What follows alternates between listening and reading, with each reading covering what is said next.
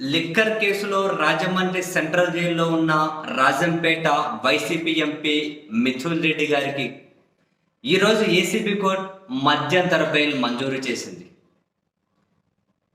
ఉపరాష్ట్రపతి ఎన్నికల్లో ఓటు హక్కు వినియోగించుకోవాలి కాబట్టి నాకు మధ్యంతర బెయిల్ మంజూరు చేయండి అని చెప్పి గౌరవ ఎంపీ గారు ఇంతకు ముందే పిటిషన్ వేస్తే దాని మీద వాదోపవాదాలు తిరిగి 2 రోజుల కిందట తీర్పు రిజర్వ్ చేసి ఉంచారు. ఆ తీర్పు 6వ తేదీ ప్రకటిస్తారు అని చెప్పి మాట్లాడుకున్నాం కదా.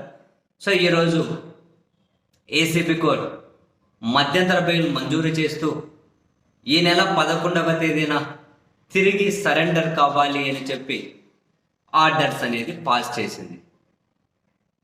మిథున్ రెడ్డికి మధ్యంతర బెయిల్ ఇస్తే ఇందులో సాక్ష్యాలను తారుమారు చేస్తారు, మరొకటి దాన్ని చాలా ఇన్ఫ్లుయెన్సింగ్ పర్సన్ అని సిట్ రకరకాల వాదనలు చేసినా కూడా ఏసీబీ కోర్టు వాటిని పరిగణలోకి తీసుకోలేదు.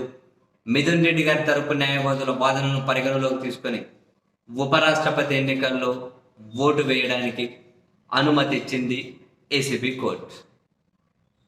వాస్తవానికి సిట్ లిక్కర్ కేసులో మిథున్ రెడ్డి గారిని అరెస్ట్ చేసినా కూడా రిమాండ్లో ఉంచారు, కానీ ఇప్పటి వరకు ఈ కేసుకు సంబంధించి తనను కస్టడీలో కూడా తీసుకుని ఇప్పటి వరకు విచారించకపోవడం కాసింత ఆశ్చర్యాన్ని కలిగించింది.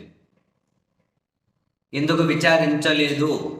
ఇన్ని రోజులైనా కూడా కస్టడీలో తీసుకుని విచారించలేదు. అందరినీ విచారిస్తారు, రిమాండ్లోకి వెళ్ళగానే ఇమ్మీడియట్గా పోలీసులు కస్టడీ పిటిషన్ వేస్తారు, తీసుకొని విచారిస్తారు. కానీ మిథున్ రెడ్డి గారిని ఎందుకో కస్టడీలోకి తీసుకొని విచారించలేదు.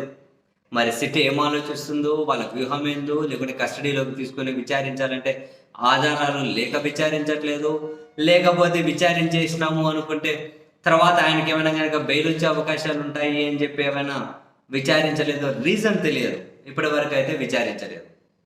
సరే, ఇప్పుడు మిథున్ రెడ్డి గారికి అయితే మధ్యంతర బెయిల్ వచ్చింది. 11వ తేదీ మళ్ళీ సరెండర్ కావాలి అని చెప్పారు. సో రాష్ట్రపతి ఎన్నికల్లో మిథున్ రెడ్డి గారు ఓటు వేయబోతున్నారు.